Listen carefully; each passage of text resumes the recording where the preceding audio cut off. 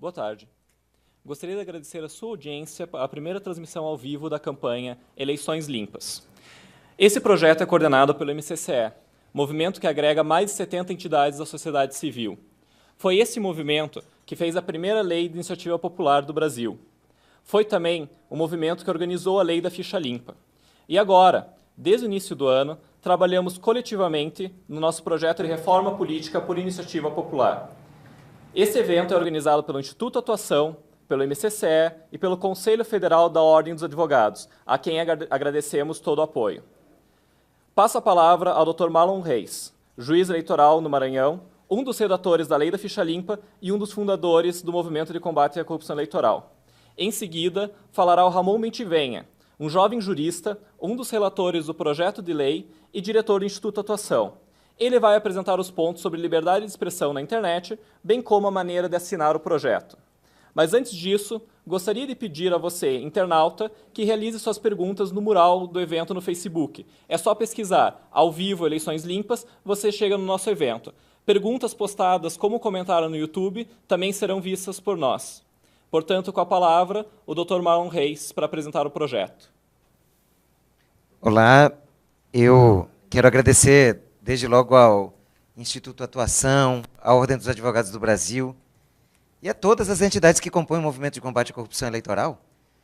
Estamos aqui hoje para fazer um debate. Fico feliz de poder participar dessa primeira oportunidade de diálogo com os internautas, também com pessoas que estão aqui presentes, que vieram debater conosco. Enviamos convites para os jornalistas, alguns já se fazem presentes. E estamos aqui para elucidar esse projeto. E não apenas para elucidar, para verdadeiramente debater. Eu queria desde logo falar sobre dois aspectos muito importantes do projeto Eleições Limpas. Mas antes disso, eu queria só afirmar, pontuar uma determinada questão. Qual é a base, em torno de que se constrói esse projeto? Em primeiro lugar, eu quero deixar mais uma vez claro que o projeto Eleições Limpas, que é o projeto de lei que nós queremos converter numa lei de iniciativa popular, ele vem de uma origem muito clara, a sociedade civil. Ele não tem por padrinho, por patrono, nenhum partido político, nenhum mandatário.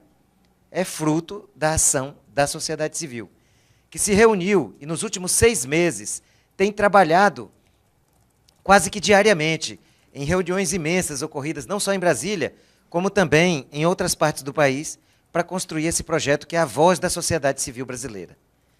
Outra questão que eu queria deixar claro é que, apesar do lançamento do projeto coincidir com o momento em que o Brasil está bastante movimentado, mobilizado, com grandes manifestações, esse lançamento apenas coincidiu com o que está acontecendo. Ele não é uma resposta às manifestações de rua, que nós consideramos extremamente positivas e que festejamos, que comemoramos estarem acontecendo. Mas o nosso projeto ele não foi lançado por causa dessas manifestações. Foi, digamos, uma grande coincidência, ou, como eu prefiro dizer, uma sinergia. Porque, na verdade, nós estamos trabalhando nisso há muito tempo. E, aliás, o Movimento de Combate à Corrupção Eleitoral comemorou ano passado 10 anos. E nós estamos numa luta contínua de aprimoramento do nosso sistema eleitoral. E também eu queria deixar claro o porquê que determinados temas não estão no nosso projeto. Nós vemos aí pessoas que são defensoras do voto facultativo, pessoas que defendem o fim da reeleição, pessoas que defendem a mudança do sistema para o sistema distrital. São muitos temas que não estão contemplados no nosso projeto. Mas por quê? Nós definimos um marco. Nós queremos fazer um projeto dentro da Constituição de 1988. Nós não queremos mudanças na Constituição que podem ser perigosas, especialmente quando se trata de política. As pessoas tentando mudar a Constituição podem colocar nela, alguém pode aproveitar o momento para colocar na Constituição questões que são contra o interesse da sociedade. Por isso nós resolvemos que nós temos que lutar para que sejam cumpridas as promessas da Constituição, e não para colocá-la em risco. Por isso nós retiramos qualquer matéria constitucional. Então, aí sim, ditas essas palavras iniciais, eu posso falar dos dois temas que me tocam aqui nessa apresentação. 2 pontos, dentre os 3, o terceiro vai ser apresentado pelo Ramon Bentivenha, que fazem parte da campanha Eleições Limpas. O primeiro tema é o tema do financiamento de campanhas. Nós podemos passar o primeiro slide, por favor? Só pediria que houvesse a mudança do slide. Ah, está aqui o controle, desculpe. Nós estamos numa época em que o dinheiro está definindo o resultado das eleições. Não são os programas, não são as ideologias, que estão cada vez mais, digamos, que estão cada vez menos apresentadas, menos expostas. As ideologias, as bandeiras, são cada vez menos conhecidas. Os candidatos hoje se apresentam, quando podem, baseados no apoio de muito dinheiro. As nossas eleições são caríssimas. Só para vocês terem uma ideia, apenas considerado o Caixa 1, o dinheiro declarado nas eleições de 2010, foram movimentados durante as eleições 4,9 bilhões de reais. É muito dinheiro, ainda mais quando nós consideramos que grande parte do dinheiro da campanha sequer foi contabilizado devidamente. Nós estamos em eleições que são pautadas por doações empresariais. E nós decidimos que esse deveria ser um dos principais pontos do nosso projeto. Acabar com as doações de empresas. E veja bem, não são todas as empresas brasileiras que doam. Apenas 3 setores específicos da economia doam de forma significativa. As empreiteiras, os bancos e as mineradoras. Os demais setores da economia participam um pouco significativamente. Então não é nem justo dizer que o empresariado banca as eleições, mas apenas uma pequena fração do empresariado banca as eleições. E uma pequena fração do empresariado, que é bom registrar, tem interesses imediatos na ação do Congresso Nacional, na ação da política. O resultado é que nós podemos observar um aumento, e existem pesquisas, como é realizada pelo Kellogg's Institute da Universidade do Texas, que mostra que para cada real investido, vamos dizer assim, por empresas nas campanhas eleitorais, houve um retorno da ordem de R$ 8,5. Se trata de um retorno de 850%. Então, não se trata simplesmente de doar, mas simplesmente de adiantar um dinheiro que voltará na forma de dinheiro público, em grandes quantidades.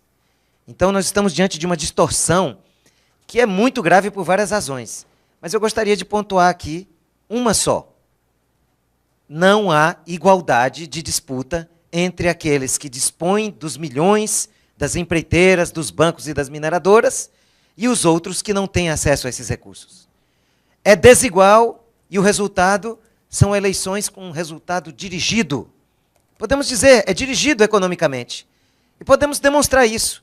Dos 513 deputados atuais, 369 foram os que tiveram as campanhas mais caras nos seus estados.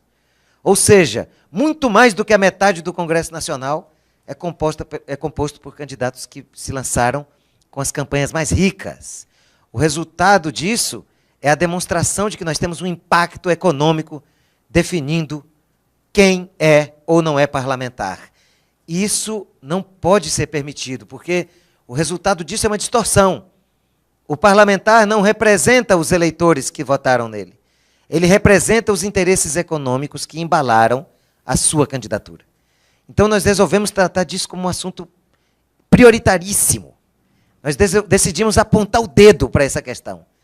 Porque se nós quisermos fazer outras medidas, outras mudanças, ainda mais profundas do que essa, nós temos que começar por essa, que é igualar as eleições, permitir que as pessoas disputem em condições de igualdade, que o presidente de associação, que o líder comunitário, que aquela pessoa que às vezes está preparada para o exercício do mandato, mas não tem grandes verbas para a campanha, possa disputar com chances reais, mesmo contra aquele que represente interesses empresariais. Nós não queremos que os interesses empresariais deixem de estar representados nas disputas. Nós só achamos que não podem ser só eles. Nós queremos democratizar esse processo. Então, esse é o primeiro aspecto. O segundo ponto tem a ver com o sistema eleitoral. Se nós retirarmos o dinheiro das empresas, nós estaremos minando as bases econômicas das eleições como nós as conhecemos. Ainda falando sobre as eleições de 2010, 98% do dinheiro que circulou, daqueles 4,9 bilhões que eu mencionei, vieram de empresas.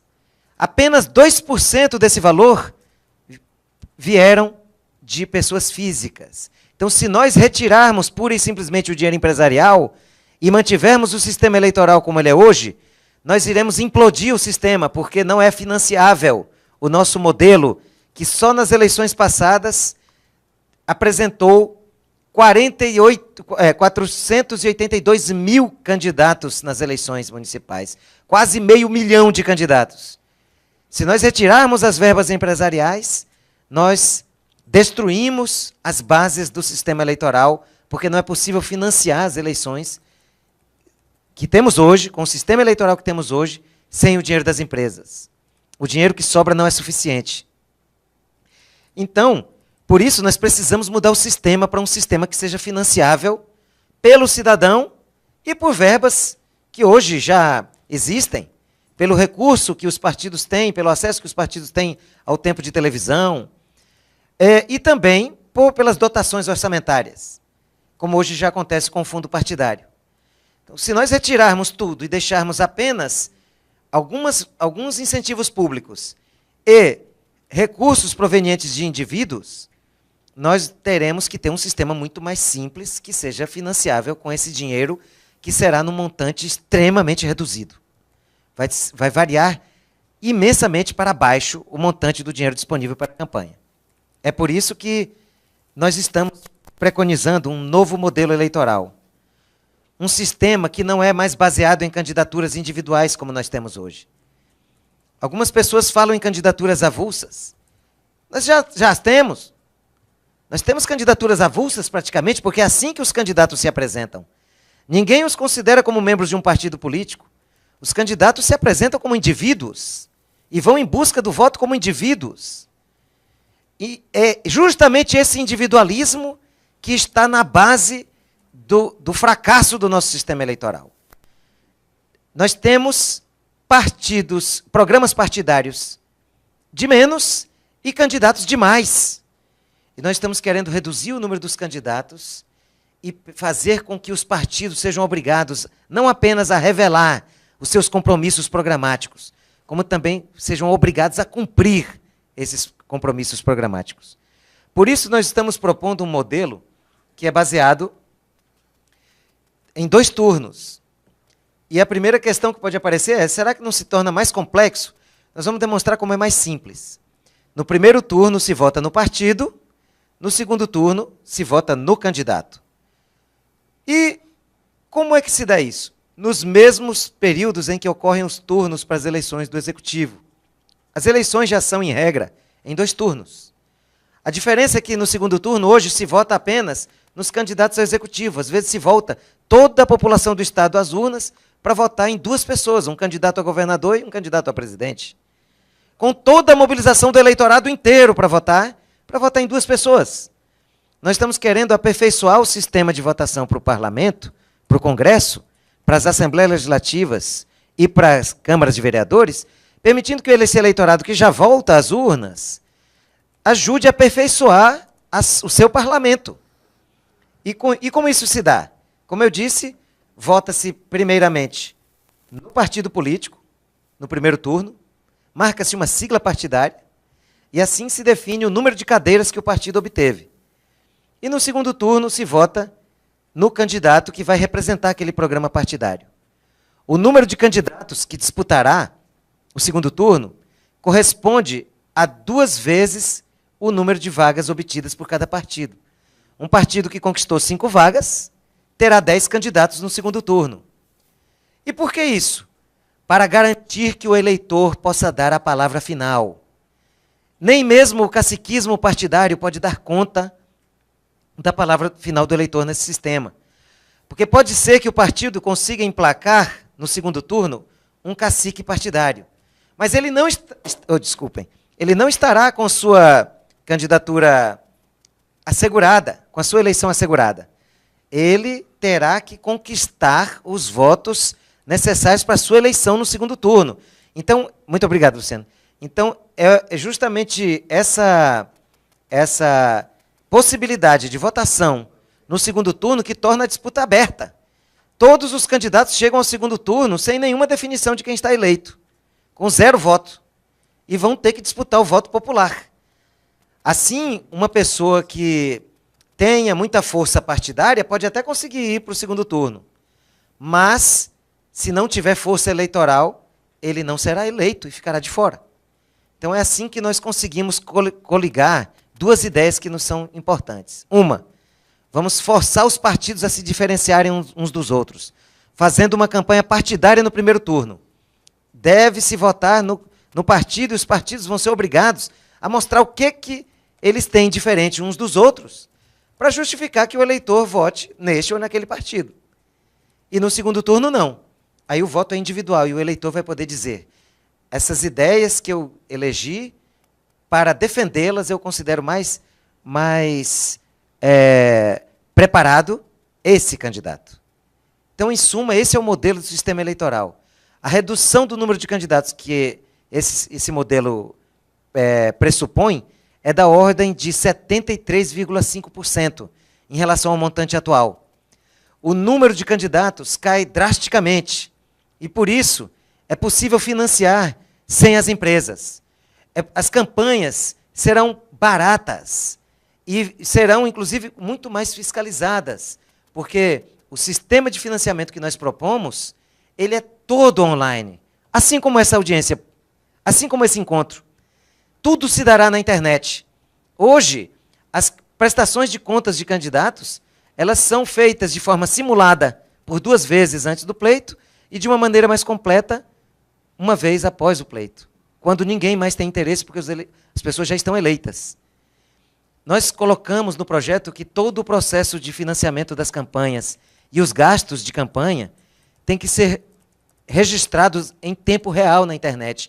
Então, todos os eleitores, assim como os adversários uns dos outros, e o Ministério Público, fiscalizarão de forma permanente, 24 horas por dia. Qualquer eleitor poderá verificar um gasto de campanha que um candidato está fazendo, ir na internet na mesma hora e ver se ele declarou esse valor.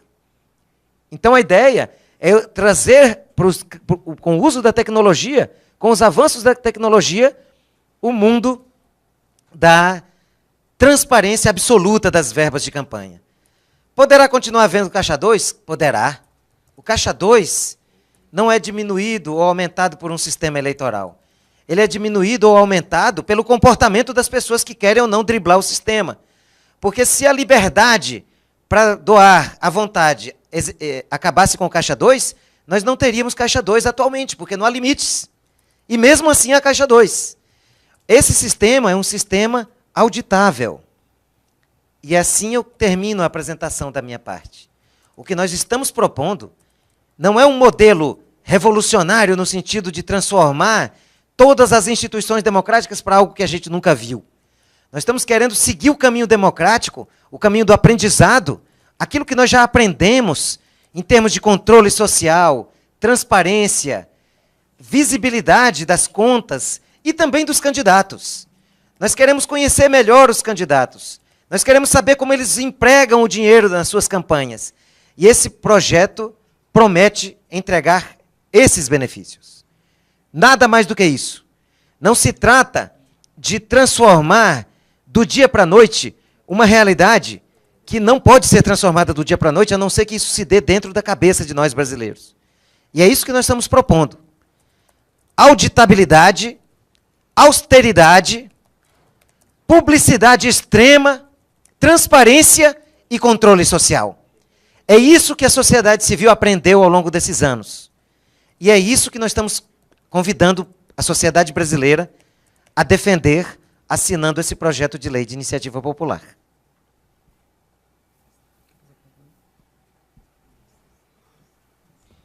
Agora falará sobre a parte de liberdade de expressão e também sobre como assinar o projeto Ramon Bentivém, do Instituto Atuação. Obrigado.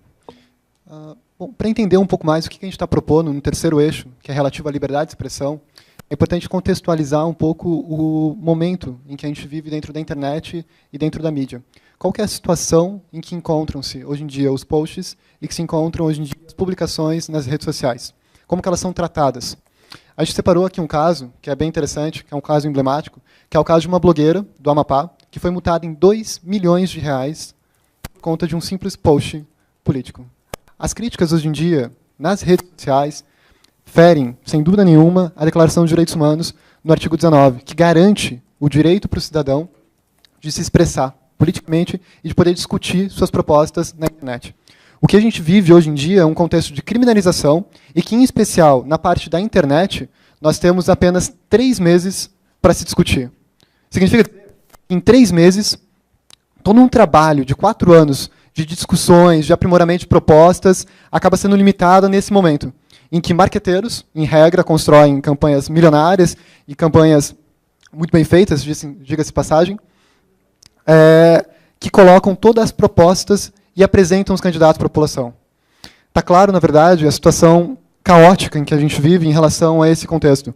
E foi pensando justamente nisso que o projeto das eleições limpas trouxe algumas inovações que primam, em especial, pela liberdade de expressão e por mais espaços para que as pessoas possam criticar e apresentar também suas propostas para amadurecer o debate político. Quanto mais discussões nós tivermos, mais saudável será a nossa democracia, por um simples fator.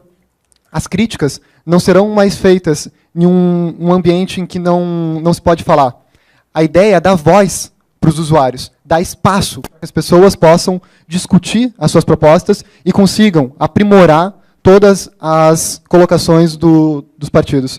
Eu até peço para o Marvin, se possível, projetar se possível, projetar o slide anterior, só para explicar um pouquinho como que vai funcionar a nova regulamentação dentro das eleições limpas. O que a gente está propondo, se possível voltar uma aqui, o que a gente está propondo é basicamente um sistema em que, a partir do período eleitoral, discutam-se durante 3 meses as propostas dos partidos. O que isso significa? O debate, como o Marlon colocou, no primeiro turno será centrado nas propostas partidárias, nos programas partidários. Apenas no segundo turno, então nesse curto período aqui, entre o primeiro e o segundo turno, teríamos o debate entre candidatos, entre pessoas.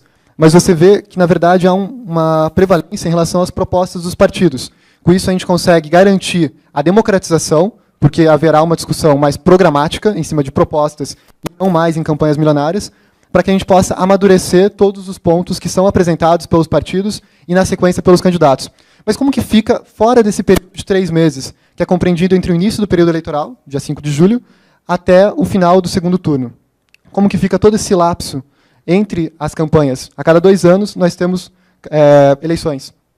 Entre esses períodos, também seria liberado a utilização das redes sociais e da internet para que se possa discutir. Não é permitido, em momento nenhum, fora do período eleitoral, aplicar recursos financeiros. E o porquê isso?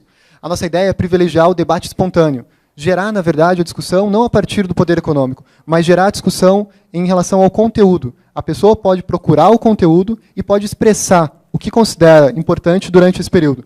Durante o período eleitoral, o debate é intensificado através do aporte financeiro, dos partidos e dos candidatos, para que se possa aprimorar as discussões. Mas fora do período eleitoral, não é permitido nenhum tipo de dispêndio financeiro, justamente visando a igualdade entre os candidatos. Com isso, a gente consegue democratizar os meios de acesso para a política. Hoje em dia, acessar o sistema eleitoral é muito difícil. E esse sistema nos permite campanhas mais baratas, com mais propostas. E, bom, só para encerrar um pouco a minha parte da apresentação, eu queria mostrar para vocês como que funciona o sistema de assinatura. Uma dúvida que a gente tem recebido na internet, em especial, é justamente como fazer a subscrição para o projeto.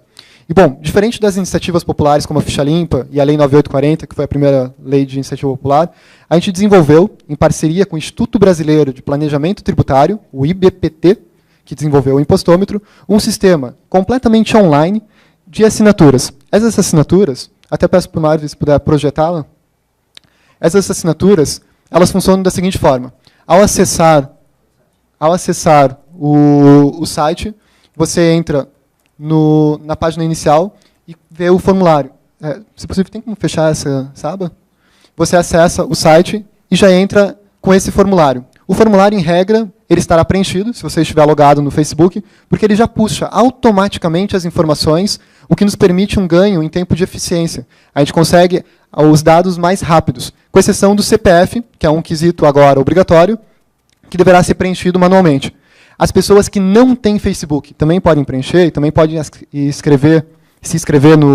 assinar a proposta pelo site? Sim, elas podem. Se a pessoa não tiver Facebook, ela entrará em uma página, assim como essa, com um formulário inteiro em branco, em que basta preencher e clicar assinar.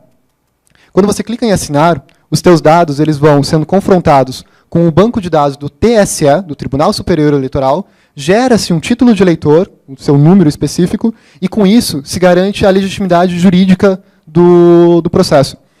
Uma coisa que a gente ficou pensando, e foi até uma preocupação do Juliano Soares, que acompanhou todo esse processo, era justamente como conferir a credibilidade, como diferenciar esse sistema das demais plataformas já existentes.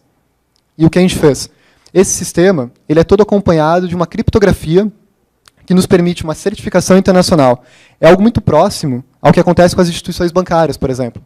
As instituições bancárias já permitem operações financeiras através de sistemas muito parecidos com esse. A Receita Federal, quando você declara o imposto de renda, também adota um sistema muito similar a esse de criptografia de dados, que nos permitem garantir a validade jurídica da assinatura também pelo site. Bom, além do site, como que você também pode assinar o projeto de Eleições Limpas? Se você entrar no site, você vai encontrar uma aba chamada Materiais. Nos Materiais, você pode clicar ali e você vai ter um formulário para fazer o download, em que você pode imprimir e subscrever o projeto na via física. Vamos supor que a sua entidade também queira participar do processo de Eleições Limpas. A gente criou um sistema também que é dinâmico em relação a isso. A adesão de entidades pode ser feita também pelo site. Basta clicar em Embaixadores e você consegue acessar ali um espaço para vincular a sua marca também a essa campanha. Com isso, a gente consegue uma mobilidade maior, uma celeridade em relação ao processo, o que nos permite chegar ao nosso objetivo final, que é conseguir arrecadar 1,5 milhões de assinaturas para a subscrição do projeto de lei. Eu acho que seria isso, e agora eu acho que seria interessante passar para as perguntas. Perfeito? Tá. Bom, tem várias perguntas. A primeira que eu tinha separado, o Ramon acabou de responder, que foi do Marcos Rodrigues. As assinaturas recolhidas no site são válidas para criar a lei de fato? Eu imagino, não sei se o Ramon tem mais algum comentário sobre isso. Está respondida já. Edna Yamada, uma dúvida. No artigo 16b, onde diz que o mandato é do partido, caso o político descubra que o seu partido compactua de algo que não concorde, algo sujo, ele perderá o mandato e o partido sujo ficará com ele? Onde ficam as eleições limpas? Bom, Edna, Exatamente. excelente pergunta. A ideia de que o mandato pertence ao partido, ela não é nova, ela não está surgindo com esse projeto de lei. Ela é afirmada pela Constituição e pelo Supremo Tribunal Federal interpretando a Constituição. Porque ninguém consegue ser eleito sem ter um partido político no Brasil. Então, ainda mais nesse sistema que nós estamos propondo, em que as cadeiras serão conquistadas pelo partido político. Ora, os partidos não se tornam corruptos do dia para a noite.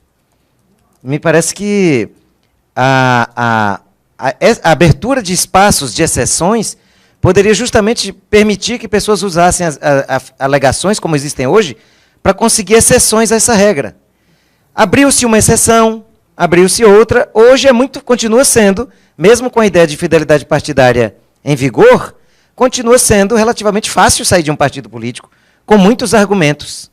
Então, aquela pessoa, aquele mandatário descontente com seu partido, que descobriu um cargo de corrupção, deverá denunciar esse partido. Agora, se ele se retirar, ele terá que perder o mandato, porque o mandato não foi obtido por ele. O mandato foi obtido pelo partido que foi votado. E isso é importante para quê? Para que um dia nós consigamos construir partidos de verdade. Os problemas que nós vemos hoje nos partidos não são problemas do partidarismo, são problemas da falta de partidarismo. Porque um partido político é uma reunião de pessoas que pensam de forma similar para promover o bem geral, para disputar, para defender valores democráticos. Se o partido não está fazendo isso, ele não está cumprindo seu papel, ele não está agindo como partido. E o nosso modelo todo é baseado na defesa de partidos políticos idôneos. Que venha o funcionamento do Ministério Público para fiscalizar o partido, que venham os adversários denunciá-lo, e que venham pessoas que estão no interior do partido que descubram ilegalidades a denunciá-las. Mas nós não podemos abrir exceção. Se nós queremos construir um modelo em que as pessoas não mudem de partido, como trocam de camisa, como acontece hoje, nós precisamos afirmar esse valor. O mandato político pertence ao partido. Abrimos só uma exceção. É bem radical o projeto nesse aspecto. A única exceção é se o partido for extinto. A única maneira de alguém permanecer no mandato sem que ele continue no mesmo partido pelo qual foi eleito. Bom, nesse mesmo sentido, não sei se o Dr. Marlon vai querer complementar alguma coisa, Luiz Otávio perguntou: qual é a opinião dos debatedores sobre a hipótese das pessoas serem candidatas avulsas, sem filiação a partidos políticos? Essa pergunta ela vai um pouco na linha da anterior e diz respeito ao que eu já havia mencionado. Nós não podemos definir nesse projeto nada que precise mudar a Constituição, porque já vai ser muito difícil alterar a Constituição com uma legislação ordinária. E se nós quiséssemos incluir emendas constitucionais, como seriam necessárias, nós estaríamos fadando o nosso movimento ao fracasso. Porque nós, para conseguirmos passar o projeto, precisaremos ter 50% mais um dos votos dos deputados presentes. Se nós incluirmos uma questão constitucional como essa, abolir a necessidade de partido para a eleição, nós estaríamos condenando o nosso movimento ao fracasso, porque nós passaríamos a ter a exigência de 3/5 do número total de deputados e senadores em 2 votações, em 2 turnos em cada casa. É impossível para a sociedade brasileira mudar a Constituição, porque já vai ser muito difícil a sociedade brasileira aprovar uma lei ordinária. Então, a nossa proposta, o nosso convite para a sociedade é mudarmos essas coisas que nos parecem elementares, aumentarmos a igualdade, aumentarmos a transparência nas eleições, e depois, como sociedade, vamos pensar juntos naquilo que podemos evoluir, inclusive em termos constitucionais, mas depois de nós passarmos a compor o Congresso de uma maneira um pouco melhor em relação ao que temos hoje. Também, se tiver alguma pergunta da plateia, Carigil, são bem-vindas as perguntas. Só precisa de um microfone.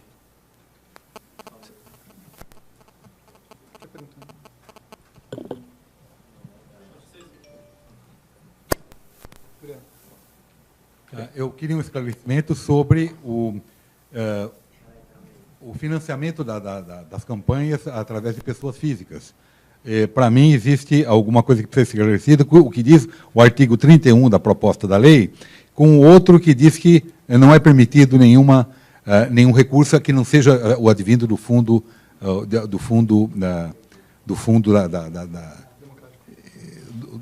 democrático que subsidia as campanhas. Sim.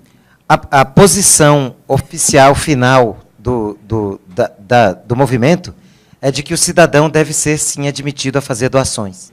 Ficou estabelecido que há um montante máximo para isso, que é um montante baixo, que é em torno de um salário mínimo. Nós arredondamos por R$700. Para quê? Para que ninguém possa se tornar dono de um mandato como certas empresas têm conseguido fazer hoje. Mas, realmente, qualquer contradição aparente no projeto deve ser resolvida no sentido de que o cidadão pode, sim, fazer doações limitadas a esse valor que nós consideramos módico, e tanto faz ser a pessoa mais rica do Brasil, como um trabalhador mais humilde, ele poderá, no máximo, doar a quantia de R$700. Para um candidato ser bem-sucedido do ponto de vista da coleta de recursos privados para a sua campanha, individuais para a sua campanha, ele vai ter que convencer muita gente a fazer pequenas doações. Esse será o perfil do candidato bem-sucedido. Com isso, nós quisemos justamente substituir essa cultura que hoje existe, do eleitor receber do político, em vez de o eleitor receber do político para votar, nós queremos mudar, nós queremos inverter essa lógica, de que muitos eleitores doem pequenas quantias de dinheiro para o seu candidato e que ele, sim, se torna devedor nesse processo. Ainda mais, além do voto, ainda tem a possibilidade da ajuda cívica por parte do cidadão. Bom, agora mudando um pouco de assunto, Pedro Paulo dos Santos perguntou: penso que deveria ser tratado também o assunto de coligações. Tem que acabar com a possibilidade de partidos antagônicos em nível federal estarem juntos nos estados e municípios. Como é o nome dele? Pedro Paulo dos Santos. Pedro Paulo, você traduz exatamente uma grande preocupação, uma grande ansiedade que nós tivemos. As coligações, como elas existem hoje, elas têm que acabar. Mas, no nosso entendimento, não se trata de proibir as coligações. Se trata de retirar os atrativos, inclusive financeiros e de tempo de televisão que essas coligações têm. De tal maneira que só vai haver uma coligação se for por razões políticas e não por pragmatismo financeiro ou algum tipo de pragmatismo de campanha. A gente brinca o seguinte, que nós queremos que as coligações sejam programáticas e não pragmáticas.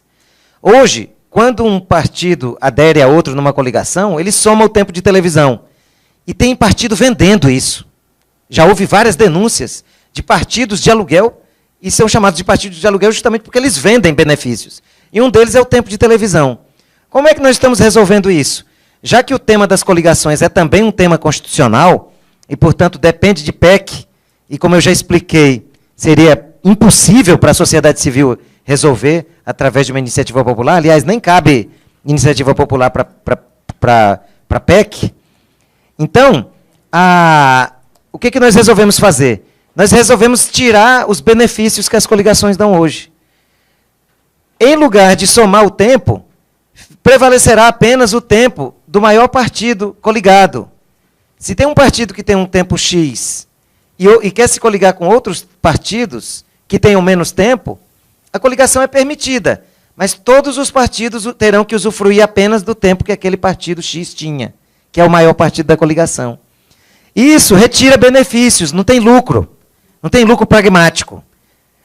Então, o que acontece é que a coligação pode continuar havendo, mas ela vai ter que se basear no seguinte, olha, nós temos que nos unir para enfrentar essa campanha juntos, porque nós pensamos de maneira similar e vamos para o pleito, porque a vantagem pragmática que existe hoje nós estamos tirando.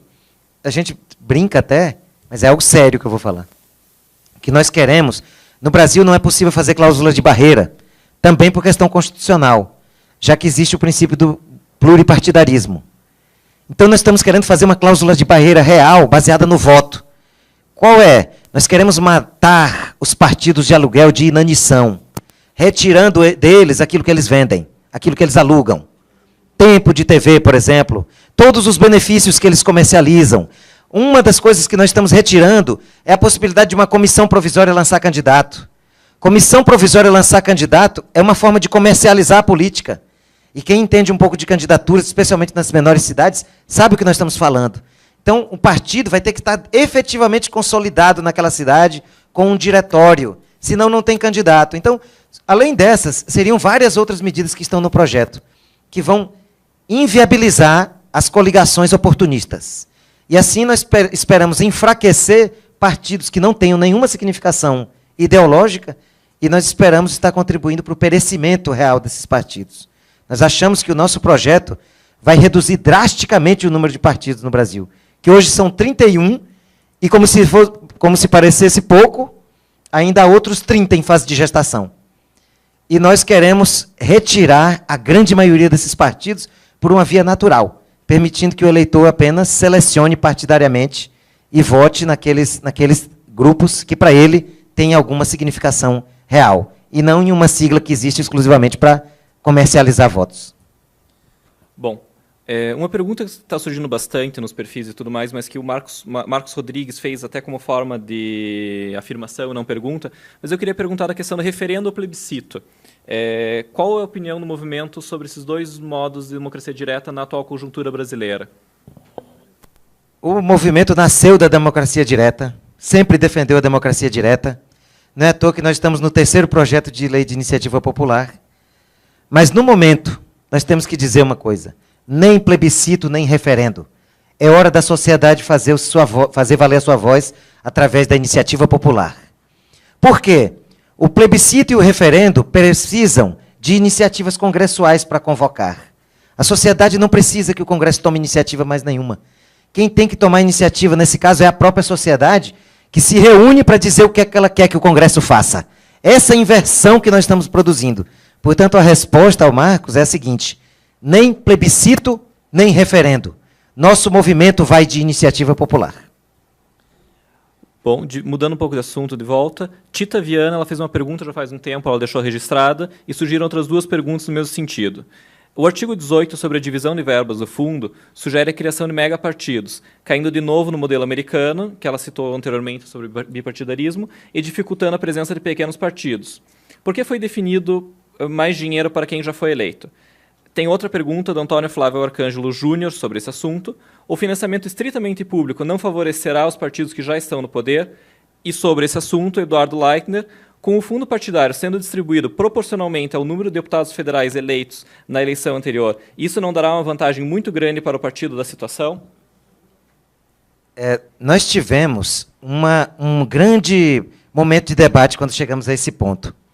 Hoje, o sistema é muito mais concentrador nos grandes partidos do que o que nós estamos propondo, porque ele praticamente não destina verba a partidos que não tenham qualquer tipo de representação parlamentar.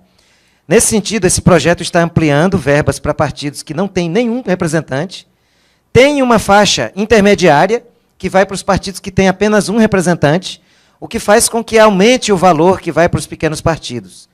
Mas nós propositalmente não quisemos igualar. Não dá para tratar igual. Se nós colocássemos um partido grande junto com um partido que acabou de ser criado, nós estaríamos dando a chave do cofre para partidos serem criados exclusivamente para irem atrás desse dinheiro. Então foi uma coisa que nós tivemos que barrar. E para barrar nós fazemos o seguinte, e fizemos várias simulações para ver quais valores seriam distribuídos. E nós podemos afirmar, esse é um ponto que nós podemos aprimorar. Aceitamos sugestões, porque o projeto, depois que se converter em projeto de lei no Congresso, ele vai para o debate não apenas parlamentar, como social. Nós aceitamos sugestões nessa parte, mas nós tentamos, ao máximo, dar algum valor básico para que nenhum partido fique sem dinheiro para a campanha, mas também não dar demais para um partido que mal surgiu e que pode ter sido criado oportunisticamente apenas para pegar esse dinheiro. Quanto ao financiamento exclusivamente público, que é numa pergunta, eu volto a frisar, não é exclusivamente público. Hoje nós já temos um financiamento público-privado. Nós vamos continuar com financiamento público-privado. A única diferença é que saem as empresas e entra o cidadão. Então, os partidos, os candidatos, poderão buscar o apoio de cidadãos para fazer pequenas doações. Um candidato verdadeiramente com apoio não vai ter dificuldade de convencer pessoas, cidadãs, como as pessoas que estão aqui presentes, como os internautas, que podem perfeitamente entrar na internet e doar R$50, R$100, 200, R$10, porque acreditam naquilo. E é isso que nós esperamos ver introduzido na democracia. Então, deixando claro, não é financiamento público exclusivo o que nós defendemos. Antes de iniciar um jogo rápido, mais algumas poucas perguntas, os 15 minutos restantes que temos de transmissão, eu gostaria só de emendar essa questão com a questão do tempo de TV. O Lucas Zago perguntou exatamente isso, que ele acha que o tempo de TV foi modificado nesse sentido também.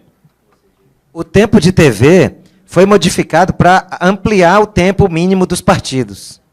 Da forma como está hoje, os partidos que têm representação têm um tempo absolutamente simbólico, de em torno de 30 segundos. Da forma como está, o partido menor, mais recém-criado, teria, no mínimo, algo em torno de 2 minutos, o que já é um começo. Da mesma forma, nós enfrentamos aquela pergunta, aquela barreira que eu mencionei ainda há pouco. Não podemos tratar como iguais, porque senão nós estaríamos fazendo o oposto do que nós estamos querendo. Nós estamos querendo retirar partidos de aluguel. Se nós fizéssemos isso, nós íamos justificar o surgimento de novos partidos, porque já nasceriam com muito dinheiro e com muito tempo de televisão, e se tornaria um bom negócio.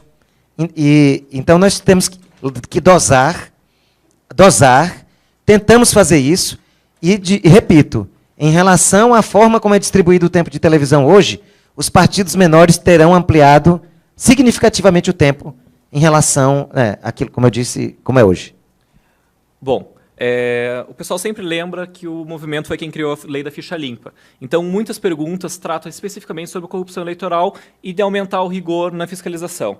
Jair Toscano afirmou: todos os candidatos que queiram disputar quaisquer cargos políticos deverão obrigatoriamente apresentar à Justiça Eleitoral Federal e Ministério Público a sua declaração de renda, assinando o compromisso de permissão para que seja investigada sua integridade no ato do registro enquanto durar o mandato. Como está isso no projeto? O tema foi contemplado no projeto, inclusive foi exatamente a mesma coisa, consta, só que com outras palavras, dizendo que a declaração de bens é a mesma apresentada à Receita Federal. Hoje não é. A pessoa apresenta para a Receita Federal uma e faz ali uma declaração qualquer e não é feita a comparação. Agora passa a ser, pelo nosso projeto, a mesma declaração. É o mesmo conteúdo. Significa que a Receita Federal pode ajudar a fiscalizar, porque ela tem isso na sua base de dados.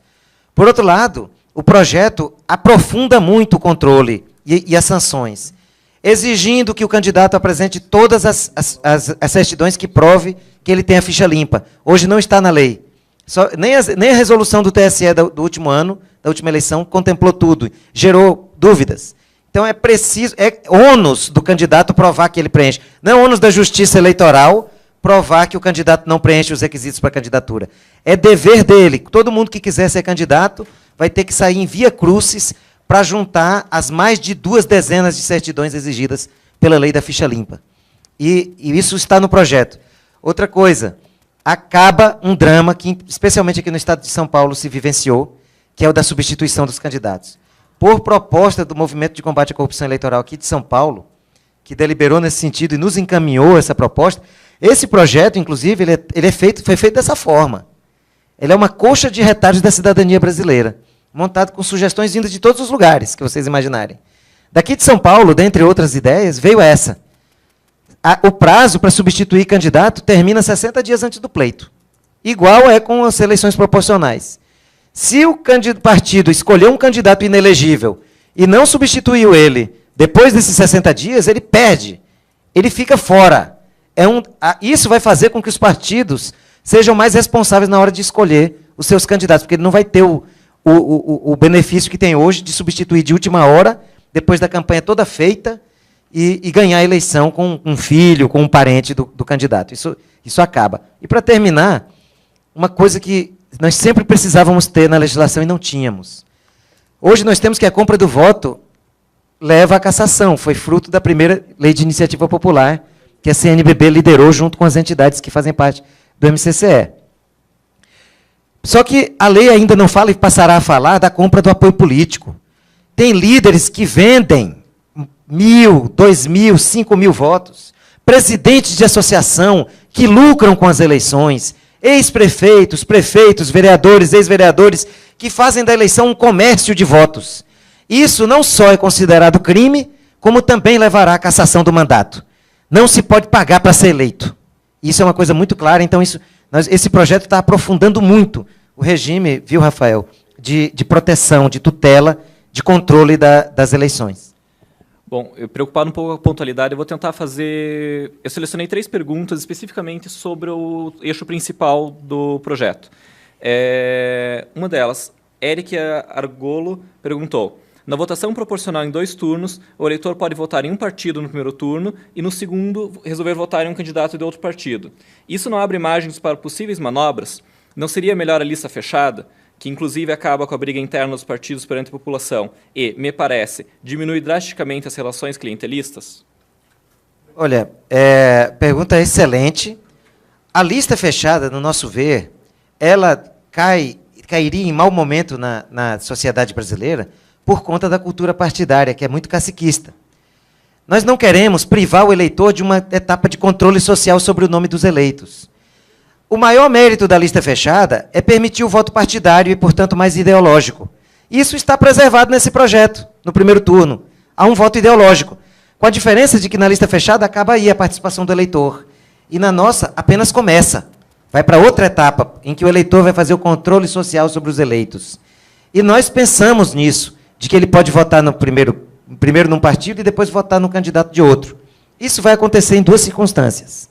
Por que primeiro que nós não poderíamos não poderia deixar de ser assim, porque por conta do sigilo do voto não é possível saber em que partido ele votou no primeiro turno. São 2 razões que fazem com que nós vejamos com bons olhos isso acontecer. Primeiro, ele já satisfeito com a conquista de tantas cadeiras por seu partido e com os nomes que esse partido está levando para o segundo turno, ele pode querer fortalecer a eleição de outro que está em outro partido que ele acha que pode ser um bom parlamentar. Então, aumenta a possibilidade de intervenção do eleitor. O voto dele se torna ainda mais rico, mais vivo. Agora, melhor do que isso é a segunda razão. é o controle social sobre os candidatos indesejáveis. Porque o candidato pode dar um voto útil, no sentido de levantar alguém que está embaixo para tirar um nome escandaloso de um cacique que está em cima. É por isso que nós falamos que existe um voto partidário ideológico, que nessa parte até poderia se assemelhar com a lista fechada, no sentido de gerar o voto programático, mas é muito superior à lista fechada por isso, porque convida a sociedade ao controle social dos eleitos. Isso vai fazer com que os partidos pensem melhor os nomes que colocam. Porque, se for um nome escandaloso, um nome submetido, marcado por críticas, por envolvimento com escândalos, ele vai levar uma mobilização negativa do eleitorado no segundo turno. Por isso é um aspecto que não só para nós é desejável, como nós ficamos felizes com essa possibilidade, de que nós somos, e todos os eleitores, responsáveis não apenas por distribuir as cadeiras entre os partidos, mas será nossa a palavra final sobre os eleitos também. Bom, eu vou correr risco, apesar dos meus colegas discordarem, mas entrando nessa questão ideológica dos partidos, tem uma última pergunta que eu gostaria de encerrar. Daniel Alves de Mello. Gostaria de saber se tem como acrescentar a revogabilidade de mandatos para os candidatos que não cumprirem com as propostas apresentadas durante a campanha. O referendo revocatório, o recall, a que se refere o Daniel, né? Nós defendemos isso. Os movimentos sociais sempre foram a favor disso. Nesse momento, nós só não incluímos porque também se trata de uma questão que envolverá sair da legislação ordinária. Uma PEC, já que o modo pelo qual as pessoas perdem, as causas de perda de mandato, estão previstas na Constituição.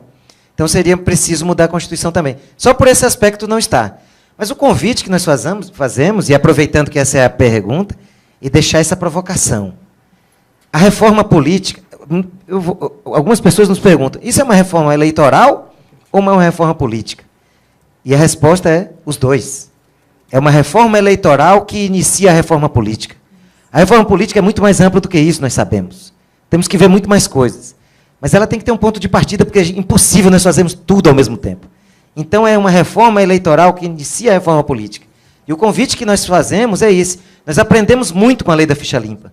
Nós conseguimos emplacar uma lei que um deputado disse que era mais fácil um boi voar do que essa lei ser aprovada no Congresso. Só que agora nós aprendemos a fazer bois voarem. Essa que é a questão. E nós vamos fazer agora uma manada voar. Porque para aprovar essa lei vai ser muito mais difícil, nós vamos precisar muito mais das pessoas, dos brasileiros e das brasileiras, do que precisamos para a ficha limpa. Agora, depois que nós fizermos a reforma política, que o Congresso há 15 anos tenta e não consegue fazer, aí sai de baixo, porque nós vamos poder emplacar muitas outras coisas, inclusive mudanças importantes como essa, como é o recall. Que nos aguardem. Bom. Estamos chegando no fim da nossa transmissão, 1 hora no YouTube ao vivo. Gostaria de agradecer a audiência, gostaria de agradecer a presença das pessoas que vieram até aqui e convidar a todos a assinar o projeto de lei de iniciativa popular, tanto formulário físico, que pode ser encontrado no site e em diversas organizações da sociedade civil. O site é www.eleiçõeslimpas.org.br. E gostaria de pedir, além da assinatura no projeto, que vocês divulguem entre seus amigos e aumentem essa discussão. Nós temos um prazo curto.